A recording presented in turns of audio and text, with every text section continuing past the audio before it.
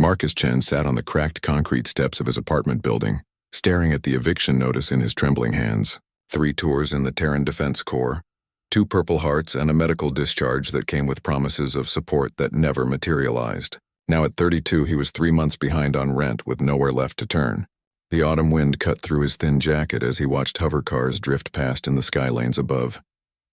The world had moved on while he fought aliens in distant systems, defending Earth and her colonies.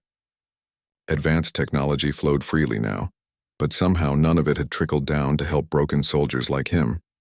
His neural implant, a military-grade piece of hardware that should have made him valuable in the civilian job market, buzzed with an incoming priority message. Marcus almost ignored it, expecting another automated rejection from a potential employer. Instead, the holographic display showed an official seal he'd never seen before, a complex geometric pattern that seemed to shift and move when he looked directly at it. Marcus Chen, formerly Sergeant First Class, Terran Defense Corps, the message began in accented English. The voice was definitely not human, with harmonics that made his teeth ache. By order of His Luminous Majesty, Zethkalar the Eternal, you are hereby summoned to receive an inheritance of significant value. Transport will arrive at your location within 1 standard hour. Marcus blinked, convinced his damaged mind was finally snapping. But the message continued, displaying coordinates and an authentication code that his military implant verified as genuine. Whatever this was, it wasn't a hallucination or a scam. Exactly 58 minutes later, a sleek alien craft descended from the clouds with barely a whisper of displaced air. The ship was beautiful in an unsettling way, all flowing curves and surfaces that seemed to bend light around them. Other tenants emerged from the building to gawk as the vessel settled in the narrow alley behind the apartments. A boarding ramp extended with fluid grace, and Marcus found himself walking toward it, despite every instinct screaming danger. At the threshold, a figure emerged that made him stop dead in his tracks. The alien was tall and elegant, with pale blue skin that seemed to shimmer in the artificial light. Forearms moved with practiced coordination as it gestured for Marcus to approach. Most startling were its eyes. Large, multifaceted like those of an insect, but clearly intelligent and focused entirely on him.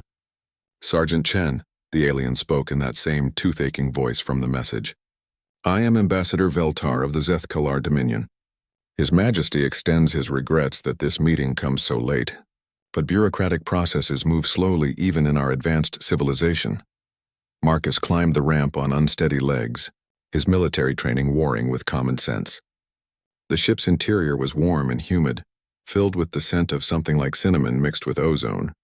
Soft surfaces curved organically around them as they walked deeper into the vessel.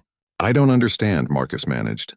I've never heard of this Zethkalar, and I certainly don't know why he'd leave me anything.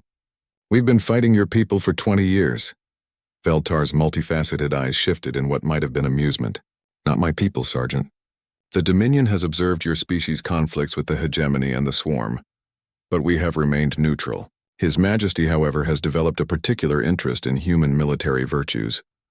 They entered a vast chamber that couldn't possibly fit inside the ship Marcus had seen from outside. The walls curved up into darkness and the air thrummed with barely contained energy. At the center of the space, a massive holographic image materialized.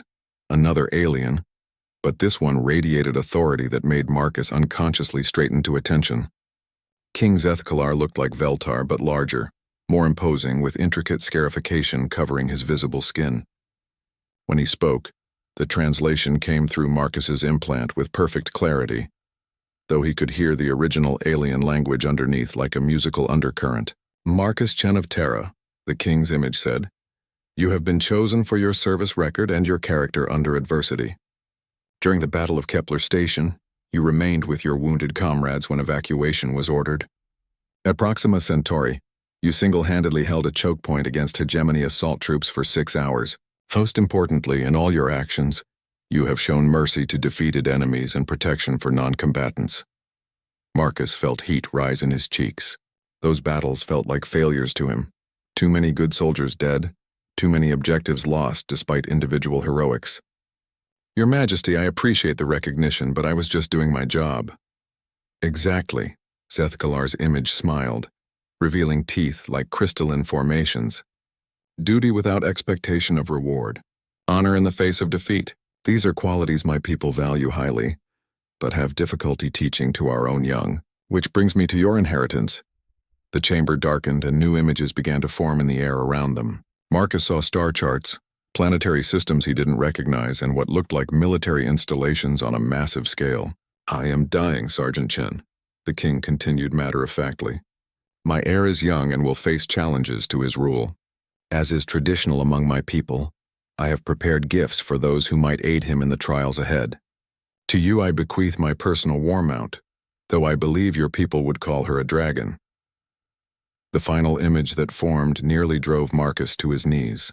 The creature was enormous, easily the size of a terrestrial blue whale, but built like a predator from humanity's darkest nightmares. Her hide was pure white, an unusual coloration that Veltar had explained was considered unlucky among their people. Massive wings were folded against her serpentine body, and her head was crowned with horns that gleamed like polished metal. Kirith has been my companion for 300 of your years, Zethkalar said fondly. She is intelligent, perhaps more so than either of us. She speaks your language, among others, and has specifically requested a human bondmate for her remaining centuries. She finds your species interesting. Marcus stared at the image, his mind reeling. Sir, I can't possibly… Where would I even keep something like that? I'm about to be evicted from a studio apartment. That, Veltar interjected smoothly, will no longer be a concern. The inheritance includes appropriate facilities and a substantial endowment for her care. However, there is one condition you must understand clearly. The ambassador's tone became deadly serious. Kirith is hated among our people precisely because of her coloration. White dragons are considered harbingers of change, often violent change. Many would see her death as a blessing. Others will test both her and you to gauge your worthiness. The bond between dragon and rider is sacred, but it must be proven through trial. Marcus looked again at the magnificent, terrible creature in the hologram. Even as an image, she radiated power and intelligence that made his skin crawl. But he also saw something else, a loneliness that echoed his own. What kind of trials? He asked quietly. Zethkalar's image leaned forward. The kind that will either make you both legends or see you both destroyed. Are you willing to accept this responsibility, Marcus Chen of Terra? Marcus stood in the transport bay of what Veltar had called a modest facility, though it was larger than any military installation he'd ever seen. The complex sprawled across an artificial island in the Pacific, built with technology that seamlessly blended human and alien engineering. Gravity generators hummed beneath his feet, and the air itself felt different, richer, more alive somehow. She knows you're here, Veltar said, checking readings on a device that looked like liquid mercury shaped into a tablet. Heart rate elevated, electromagnetic field fluctuations consistent with anticipation. Kirith has been restless since His Majesty's passing 3 days ago. The news of the alien king's death had reached Earth through official diplomatic channels, sparking concerns about the stability of the Dominion. What those reports hadn't mentioned was that Marcus Chen, unemployed veteran, was now the inheritor of a creature that could level city blocks. They walked through corridors lined with viewports showing the ocean depths below. Schools of bioluminescent fish swirled past like living galaxies. And in the distance, Marcus could see the dark shapes of leviathans that Earth's marine biologists insisted didn't exist in these waters. Everything about this place challenged his understanding of what was possible. Veltar, Marcus said as they approached what looked suspiciously like an airlock. Exactly how intelligent is she? When you say she speaks English, Kirith's cognitive capacity exceeds that of most sentient species, the ambassador replied. She has lived for over 8 centuries, observed the rise and fall of civilizations, and chosen to bond with only 3 individuals in all that time. His Majesty was her third, and by her own choice her last traditional bonding. The airlock cycled them through into a chamber so vast that Marcus couldn't see the far walls through the misty atmosphere. The air was warm and humid, carrying scents of something like jasmine mixed with the metallic tang of ozone. Artificial suns tracked across the domed ceiling above, creating a day-night cycle that felt alien but somehow comforting. She requested non-traditional terms for your partnership, Veltar continued as they walked along a raised pathway that stretched into the mist. Equality rather than dominance, cooperation rather than submission. This is unprecedented in our history, but His Majesty honored her wishes. A sound echoed through the chamber. Not quite a roar, but a deep harmonic that Marcus felt in his bones. The mist began to swirl and shapes moved in the distance. Trees that couldn't possibly grow in this environment swayed in a breeze that carried the promise of storms. "Why me?" Marcus asked, though part of him already suspected the answer. "I mean, why specifically me? There have to be thousands of better candidates." "Because," a new voice said from directly above them, "you understand what it means to be discarded." Marcus looked up and felt his heart stop. Kyrith hung in the air above them, wings spread wide enough to shadow the entire pathway. Her scales were indeed pure white, but they caught and reflected the artificial sunlight in ways that made her seem to glow from within. Her eyes were the pale blue of Arctic ice, and when they focused on him, Marcus felt the weight of centuries in that gaze. She descended with impossible grace for something her size, landing on the pathway with barely a vibration. Up close, Marcus could see the intelligence in her features, the careful way she positioned herself to seem less threatening despite being an apex predator. "Hello, Marcus Chen," Kyrith said, her voice carrying the same harmonic undertones as the other aliens but somehow warmer, more resonant. "I have been watching your species for some time. You fascinate me." Marcus found his voice after several false starts. "The feeling's mutual, I think. Though I'm still not sure why you'd want to partner with someone like me." Kyrith's head tilted in a gesture that was startlingly familiar despite her alien nature. "Someone like you? A warrior who has seen the worst of conflict but retained his compassion? A being who was cast aside by those he served yet still stands ready to help others? You underestimate yourself, Marcus Chen." She moved closer, her massive head now at his eye level. This close, Marcus could see that her scales weren't uniformly white. They held subtle patterns like frost on a window, complex and beautiful in ways that photos couldn't capture. "Among my people," Kyrith continued, "white is the color of change, of transformation. It is feared because change is unpredictable, dangerous. But your species, humans, embrace change. You make it your strength rather than your weakness." Veltar stepped back respectfully as the dragon and human studied each other. Marcus reached out slowly, his hand trembling slightly as he touched the warm scales of her snout. The contact sent a jolt through his nervous system. Not painful, but startling in its intensity. "I can feel your thoughts," Kyrith said softly. "Not read them, but sense their texture. You're afraid, but not of me. You're afraid of failing again, of being responsible for something precious and losing it." Marcus nodded, unable to trust his voice. The dragon's perceptiveness was unnerving, but also strangely comforting.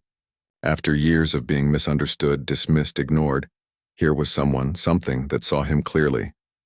"I've lost everyone I've tried to protect," he managed.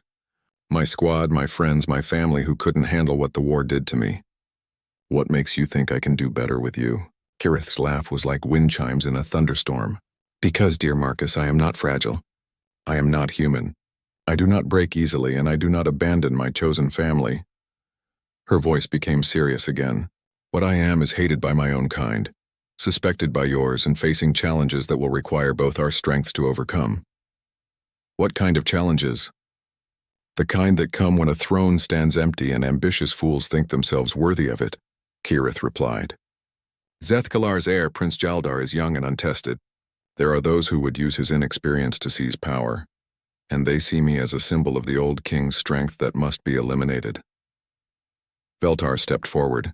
3 assassination attempts have already been made against Kyrith since His Majesty's death. She needs a partner who can think tactically, who understands warfare from a ground-level perspective. The Dominion's military doctrine is sophisticated but inflexible. Marcus looked between the dragon and the ambassador. "You want me to help protect the prince?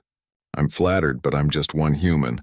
What can I possibly do against alien assassins and political conspiracies?" "What you did at Kepler Station," Kyrith said firmly. "What you did at Proxima Centauri. What you've done your entire life. Adapt, improvise, overcome. My people think in terms of honor and tradition and predetermined tactics. Humans think in terms of solutions and survival and impossible victories snatched from the jaws of defeat." She spread one wing to gesture at the vast chamber around them. "This facility is now yours to command. The staff are loyal, the defenses are formidable, and the resources are virtually unlimited. But more than that, you have me. 8 centuries of knowledge, the ability to travel between star systems and weapons that can crack planetary surfaces. Marcus felt the weight of responsibility settling on his shoulders like a familiar pack. It should have been crushing, but instead it felt right. For the first time since his discharge, he had a purpose that mattered. "There's going to be a formal challenge," Veltar said quietly. "Traditional combat trials to test the worthiness of any new Dragon Rider pair. If you fail, both you and Kyrith will be stripped of all honors and exiled. If you succeed, we become symbols of the new order," Kyrith finished. "And we help a young prince learn to rule wisely while his enemies plot in the shadows." Marcus looked up at the artificial sky, then back to the magnificent creature who had chosen him for reasons he still didn't fully understand. But he was beginning to feel something he hadn't experienced in years: hope. "When do we start?" he asked. The first lesson nearly killed him. Marcus hung suspended in Kyrith's claws 3,000 feet above the Pacific, trying not to lose what remained of his breakfast. The dragon's flight patterns defied everything he thought he knew about aerodynamics, banking and diving in ways that should have torn her wings off, but instead seemed as natural as breathing. "Stop thinking like a human," Kyrith called over the wind, her voice carrying clearly despite the rushing air. "Your aircraft follow rigid principles because they must. I am not a machine. I am living physics given form." She released him without warning, and Marcus plummeted toward the ocean surface with a scream that was equal parts terror and exhilaration. At the last possible second, Kyrith dove past him, her claws scooping him up with surgical precision just yards above the waves. "Better," she said approvingly. "Your fear response time is improving. Now shall we try the combat maneuvers?" This had been their routine for 3 weeks now.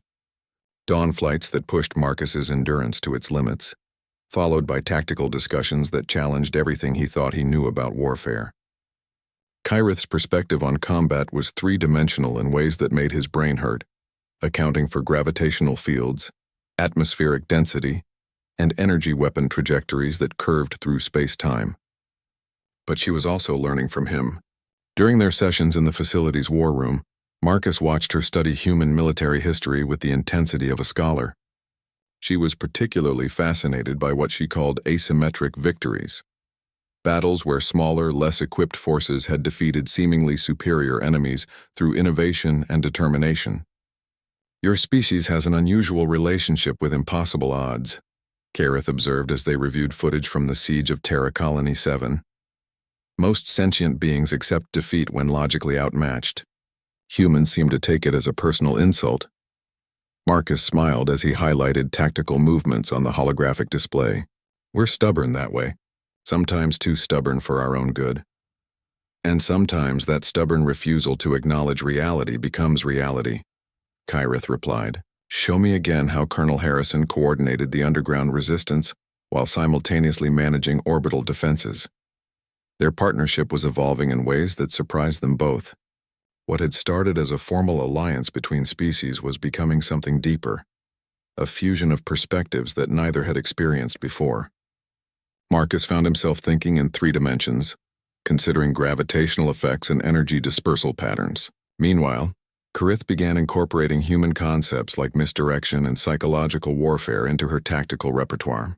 The transformation wasn't just mental. The facility's medical bay had detected changes in Marcus's physiology that the alien doctors couldn't fully explain. His bone density was increasing, his nervous system was adapting to process information faster, and his body was somehow learning to withstand the extreme forces of dragon-back flight without technological assistance. "It's the bond," Veltar explained during one of his weekly visits. "Unprecedented but not entirely unexpected. Dragons have always changed their riders, but usually the alterations are more subtle." Marcus examined his reflection in the medical scanner's display. His eyes had developed flecks of pale blue that matched Kyrith's, and his hair was beginning to show streaks of silver despite his relatively young age. More concerning were the times he found himself knowing things he had never learned: star navigation techniques, alien languages, tactical assessments that came from centuries of experience that weren't his own. "Is this permanent?" he asked, though he wasn't sure he wanted to know the answer. "The bond between dragon and rider is permanent," Veltar replied carefully. "Death is the only dissolution. But Marcus, you should know that Kyrith is changing too." They found her in the tactical simulation chamber, wings folded as she studied holographic representations of human military formations. But something was different. Her scales held new patterns that Marcus had never seen before, subtle gold traceries that seemed to move when he wasn't looking directly at them. "You're adapting too," Marcus said, settling beside her massive head. "Human tactical thinking is infectious," Kyrith admitted with what might have been embarrassment. "I find myself considering options that would never occur to someone of my species. Deception, for instance. Among dragons, combat is honest, straightforward application of superior force. But you've shown me the elegance of misdirection." She gestured to the hologram with one claw. "Your battle of Marathon. 300 humans holding a pass against thousands of enemies. Logically impossible, but they achieved victory through terrain advantage and psychological warfare. They made their enemies believe in their own defeat." "Ancient history," Marcus said. "Though I suppose to you most of human history is recent." "Recent enough that the lessons are still fresh," Kyrith agreed. "Which brings me to why I called you here. We have received word from the Dominion. The formal challenges will begin in 1 week." Marcus felt his stomach drop. They had known this was coming, but a week felt impossibly soon. "What exactly are we facing?" Kyrith's expression grew serious. 3 trials, each designed to test different aspects of our partnership. The Trial of Sky will assess our ability to fight as one unit in aerial combat. The Trial of Mind will challenge our tactical coordination under pressure. The Trial of Honor, she paused. The Trial of Honor will test whether we are worthy to serve the crown. And if we fail any of them? Exile if we're fortunate, death if we are not. The challengers have considerable political support, and they view my very existence as an affront to traditional values. Marcus stood and walked to the chamber's viewport, looking out at the ocean depths where alien creatures moved in patterns too complex for human understanding. A month ago, he had been facing eviction and starvation. Now he was preparing to fight for his life in trials that would determine the fate of governments spanning multiple star systems. "Tell me about our opponents," he said. "Lord Commander Vex-High and his dragon Stormrender will face us in the Trial of Sky. They are traditionalists who believe that only pure-blooded Dominion citizens should be permitted to bond with dragons. Vex-High has never lost an aerial duel." Kyrith's voice grew darker. "The Trial of Mind will be overseen by General Kalesheva, the most brilliant strategic mind in Dominion space. She has studied human military doctrine extensively and considers it primitive but dangerous. Her challenge will be designed specifically to exploit what she sees as human weaknesses." "And the Trial of Honor? Prince Jaldar himself will judge that one." "It is complicated. He must be seen as fair and impartial, but he also knows that our success or failure will reflect on his own legitimacy as ruler. There are those who would use our defeat to challenge his right to the throne." Marcus turned back to face his partner.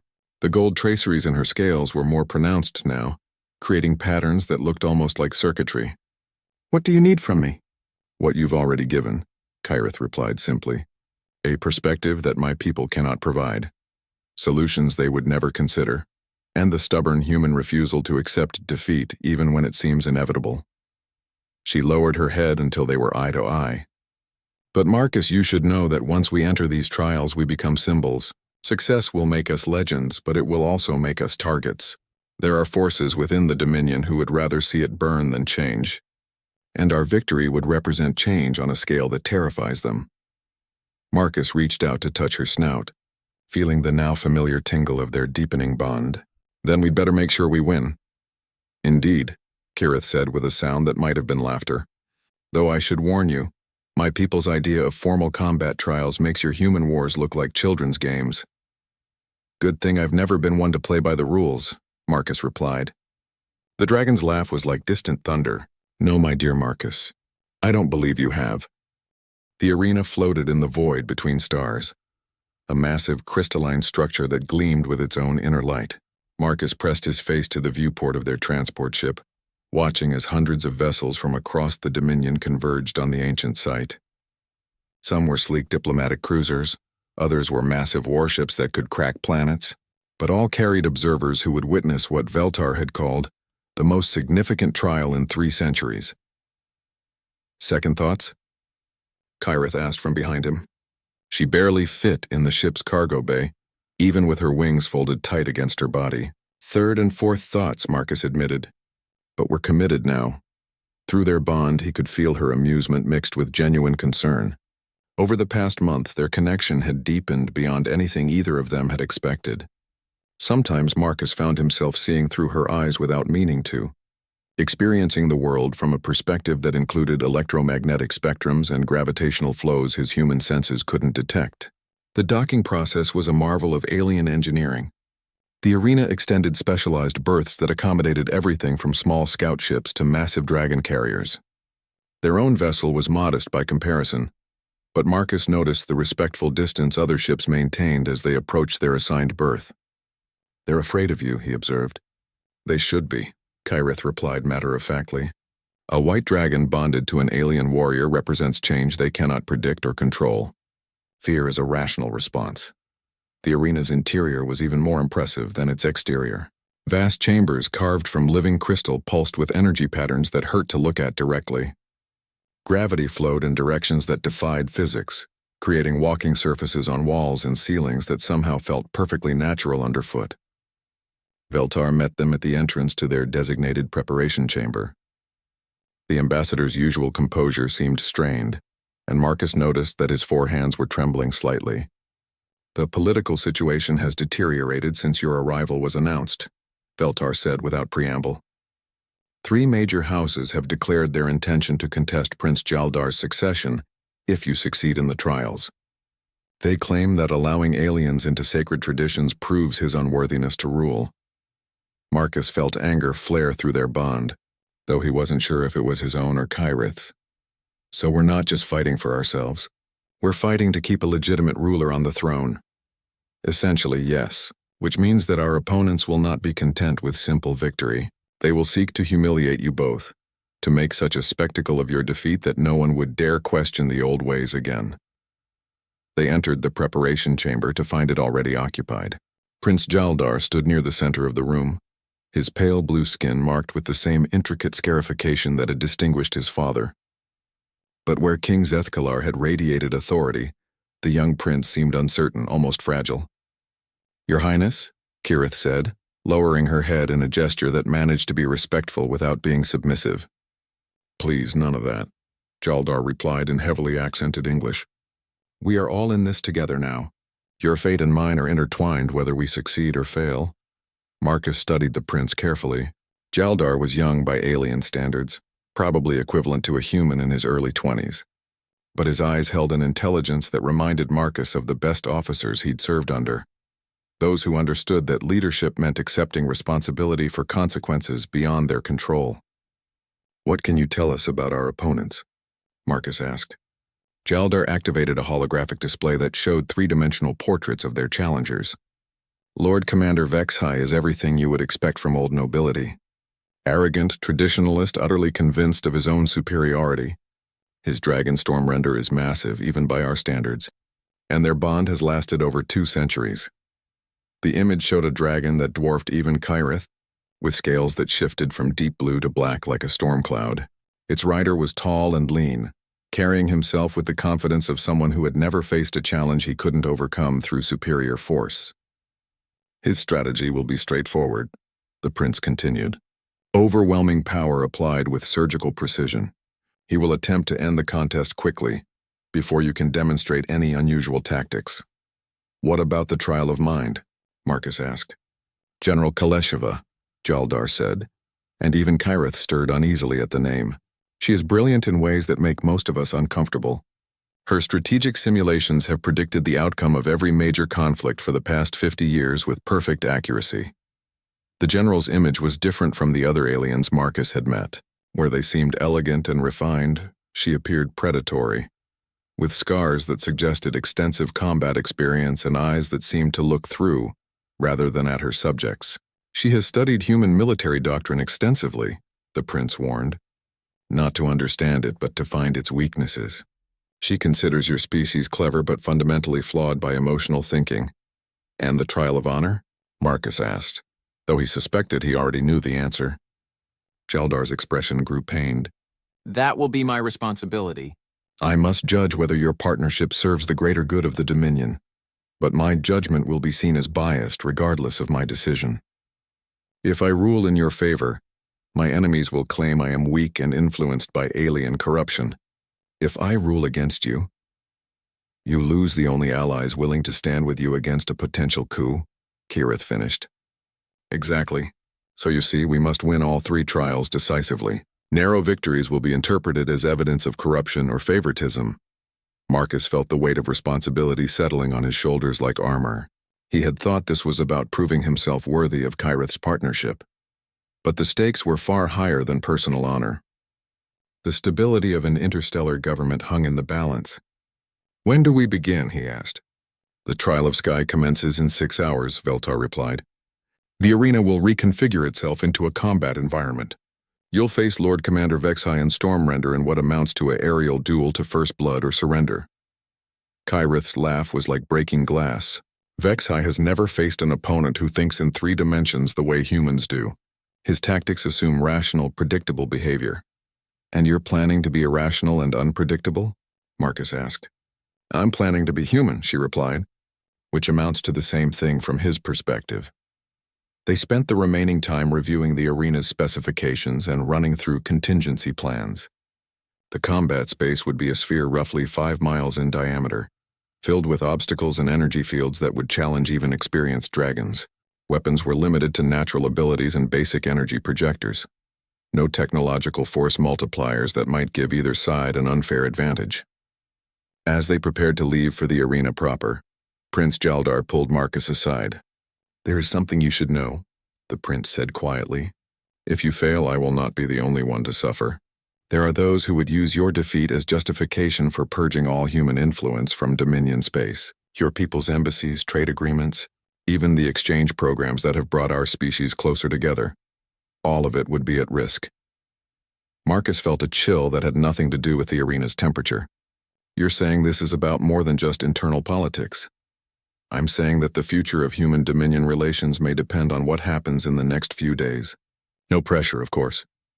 Marcus looked over at Kirith, who was stretching her wings in preparation for flight.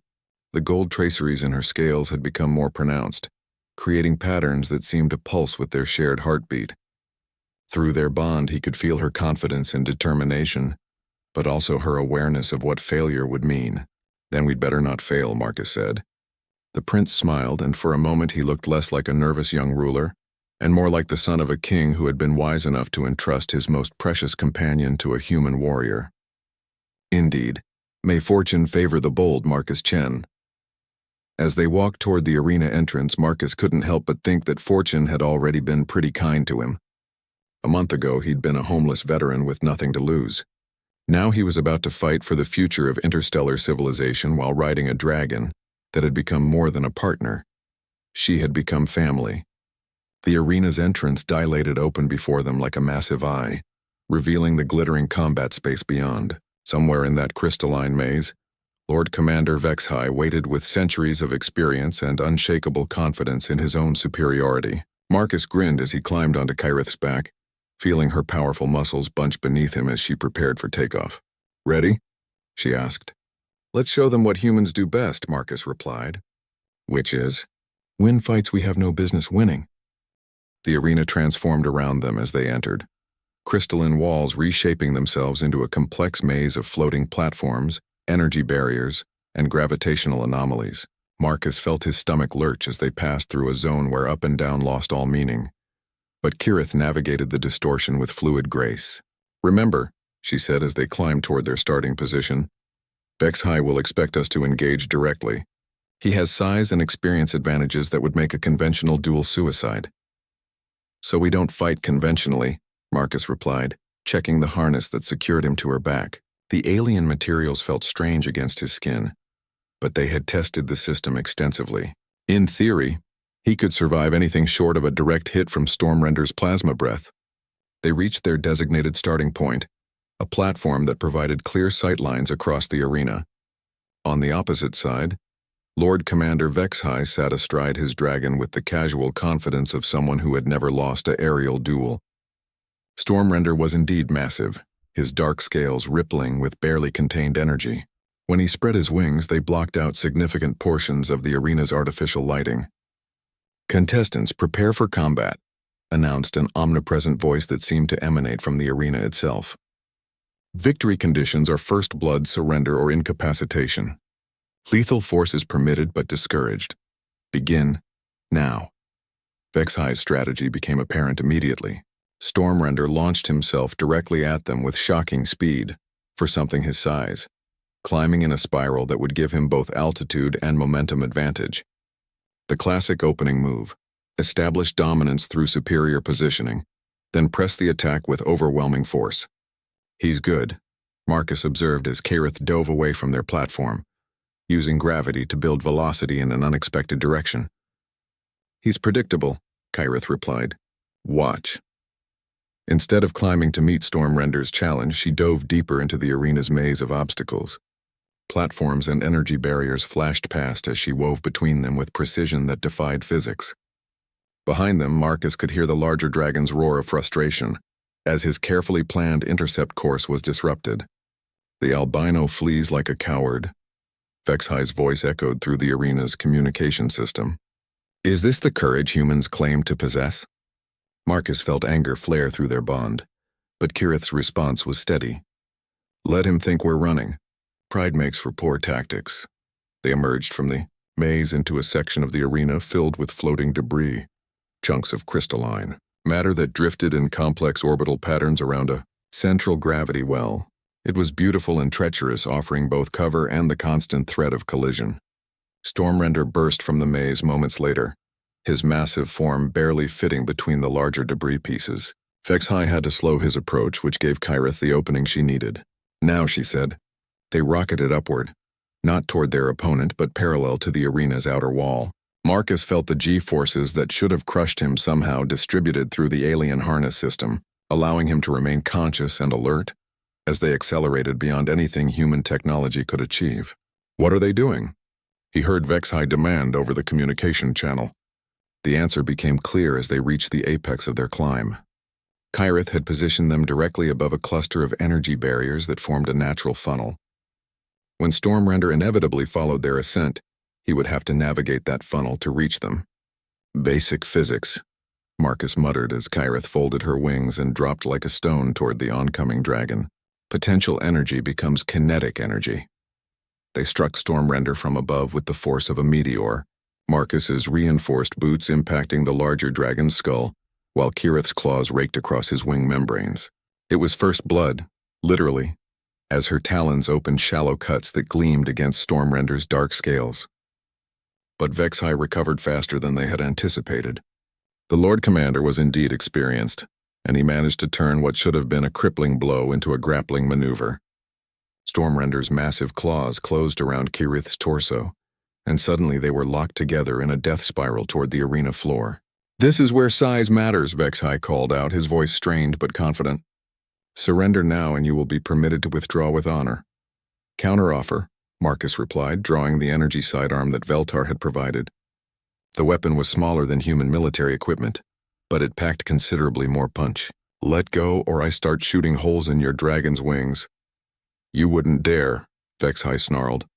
To wound a dragon with technological weapons during a trial of honor is...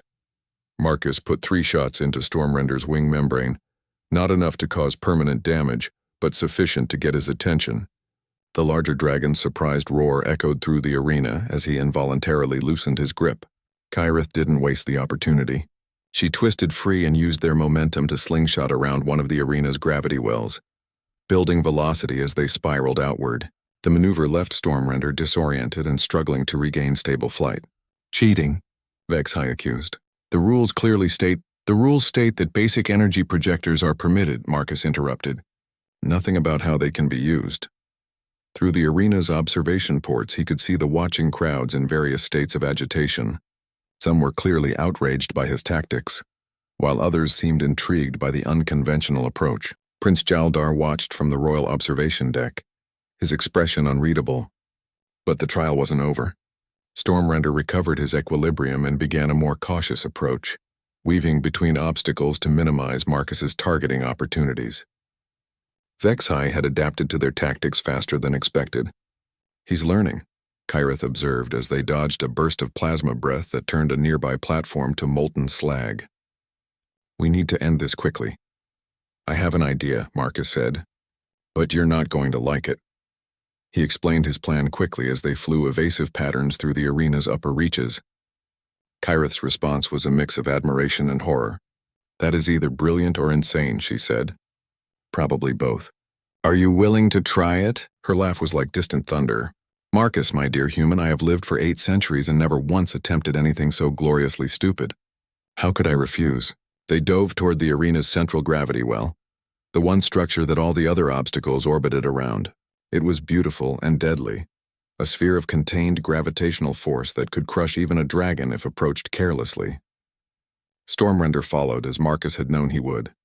Vexhi's pride wouldn't let him appear cowardly before the assembled observers, and his centuries of experience told him that cornering an opponent near a major hazard was sound tactics.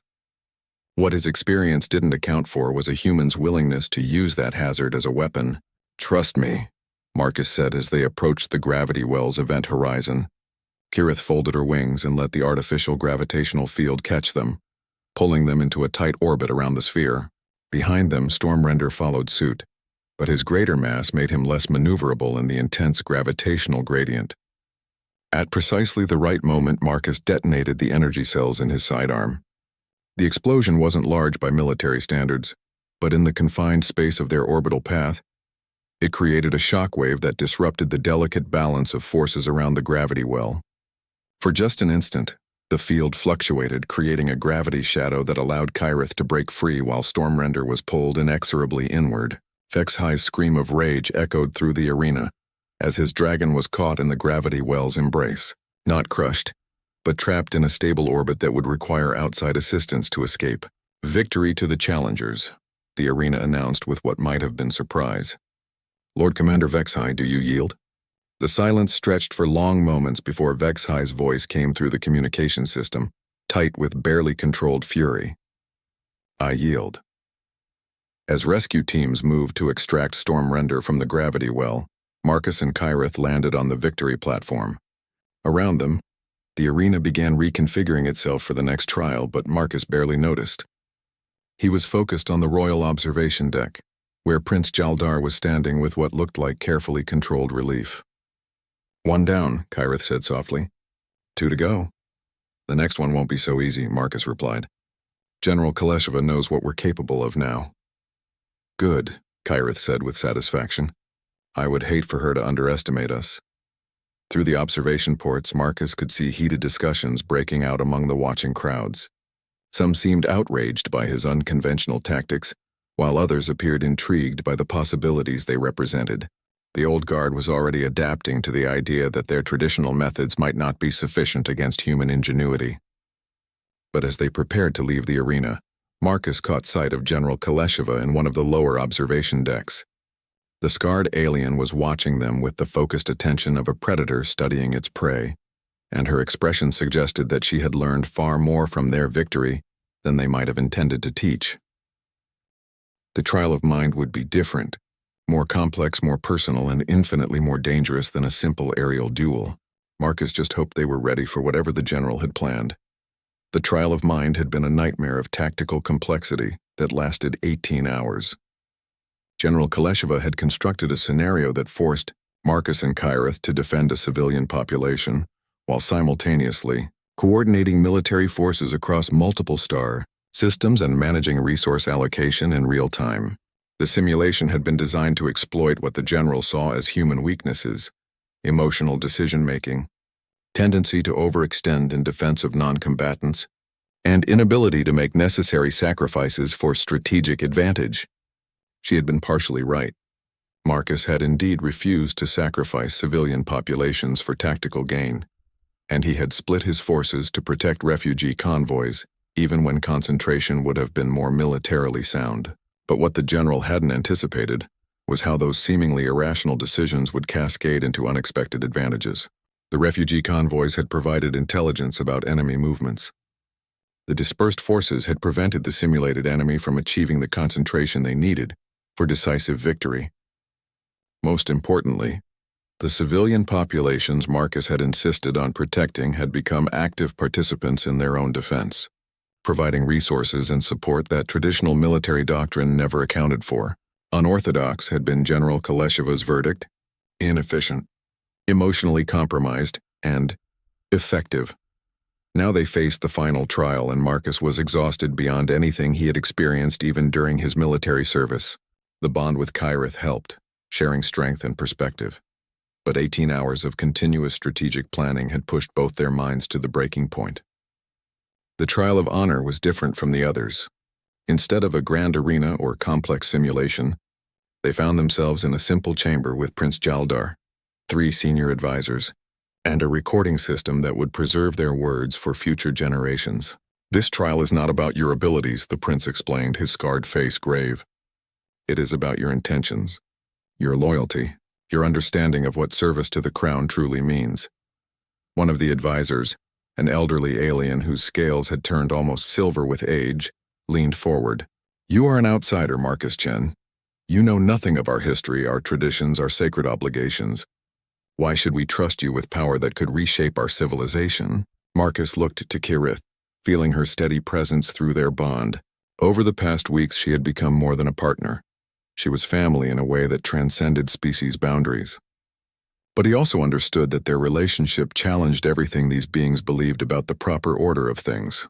Because, Marcus said carefully, I understand what it means to serve something greater than yourself. Not for glory or recognition, but because it's the right thing to do. Empty words, another advisor interjected. Any politician can speak of service. What makes your service valuable to the Dominion? Marcus thought of his squad mates who had died defending colonies they had never seen, protecting people whose names they didn't know.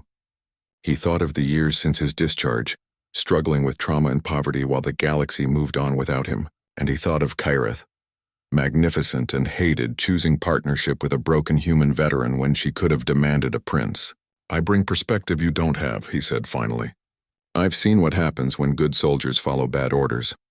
I've watched governments abandon the people who sacrifice for them. I've learned that sometimes the right choice and the smart choice aren't the same thing. He stood, ignoring the protocol that said he should remain seated during questioning. You want to know why I'm loyal to Prince Jaldar? Not because he's royal, but because he's trying to build something better than what came before. And you want to know why Kyrith chose me? Because she's tired of being judged by the color of her scales instead of the content of her character. The silver-scaled advisor's eyes narrowed. You speak of building something better, but change brings chaos. Stability requires tradition, order, respect for established hierarchy. What you represent is the breakdown of everything that has kept our civilization strong for millennia. What I represent, Marcus replied, is the idea that strength comes from adaptation, not stagnation. Your people have incredible technology, vast knowledge, centuries of wisdom, but you're so afraid of change that you can't see opportunities when they're right in front of you. Prince Jaldar raised a hand for silence. Explain. Marcus gestured to Kyrith, who had remained silent throughout the questioning. You call her unlucky because of her coloring. But she's also the most experienced, most intelligent dragon in your service. You waste her potential because she doesn't fit your preconceptions about what a war mount should look like. And humans? The third advisor asked. What potential do we waste there? The same thing you're wasting with Kyrith. We think differently than you do. We solve problems in ways you wouldn't consider. We adapt to situations that would paralyze more rigid minds. Marcus spread his hands. The trial of Sky. We won because we used the environment as a weapon instead of just a battlefield. The trial of mind. We succeeded because we treated civilians as assets instead of liabilities. These aren't revolutionary concepts for humans, but they seem to be for your people. Revolutionary concepts often lead to revolution, the silver-scaled advisor said darkly, and revolution brings war, suffering, the collapse of legitimate authority. Sometimes, Marcus agreed, but sometimes revolution brings justice, progress, the rise of better authority. The question isn't whether change will come, it's whether you'll guide that change or be overwhelmed by it. Prince Jaldar studied Marcus for a long moment. You speak of service to the crown, but your words suggest you would defy royal authority if you deemed it unjust. The question hung in the air like a blade.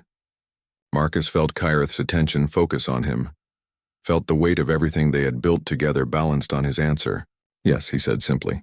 If you ordered me to do something that violated my principles, I would refuse. If you became the kind of ruler who sacrificed innocent lives for political gain, I would oppose you. If you abandoned the ideals that made me believe in your legitimacy, I would find someone more worthy to serve. The advisors exchanged glances that Marcus couldn't interpret. Prince Jaldar's expression remained neutral, giving nothing away. And yet you claim to offer loyalty, the prince said. I offer honest loyalty, Marcus corrected. The kind that tells you when you're wrong, fights for you when you're right, and never pretends that titles alone make someone worthy of respect. You want a pet who follows orders without question? Find someone else. You want a partner who will help you become the leader your people need? I'm your man. The silence stretched until Kyrith finally spoke. If I may, she said formally, I would like to add something to this discussion. Prince Jaldar nodded permission. I have lived through the reigns of 7 monarchs, Kyrith said. I have seen wise rulers brought low by advisors who told them only what they wanted to hear, and weak rulers strengthened by counselors who spoke difficult truths. Marcus Chen is not the most tactful being I have encountered, but he is perhaps the most honest. She turned her great head to look directly at each advisor in turn. You fear what we represent because change is frightening. But change is also inevitable. The question is whether the Dominion will adapt and grow stronger, or cling to old ways and grow brittle. The silver-scaled advisor leaned back in his chair. And if this human's influence corrupts our traditions? If his alien perspectives undermine the foundations of our society, then you will have learned something valuable about the strength of those foundations. Kyrith replied calmly. Truth does not fear examination. Justice does not crumble under scrutiny. If our traditions cannot survive contact with new ideas, perhaps they were not as strong as we believed. Prince Jaldar stood, his scarred face grave but determined. I have heard enough. Marcus Chen, Kyrith of the White Scales, you have completed the 3 trials as required by law and tradition. It remains only for me to render judgment on whether you are worthy to serve the crown. Marcus felt his heart hammering as the prince paused, clearly choosing his words carefully. Your methods are unorthodox. Your loyalty is conditional. Your very existence challenges assumptions that have guided our people for generations. The prince's voice grew stronger. These are exactly the qualities the Dominion needs as we face an uncertain future. The advisors stirred, but Prince Jaldar continued before they could object. I name you both champions of the crown, with all the rights and responsibilities that title entails. You will serve as my personal advisors on matters of military strategy and interspecies relations. You will help me navigate the challenges of rule while keeping me grounded in the principles that should guide any just monarch. He smiled, and for the first time since Marcus had met him, the young prince looked truly confident. Moreover, I hereby establish the White Dragon Corps, a new military unit that will explore unconventional approaches to defense and diplomacy. Marcus Chen will serve as its first human commander.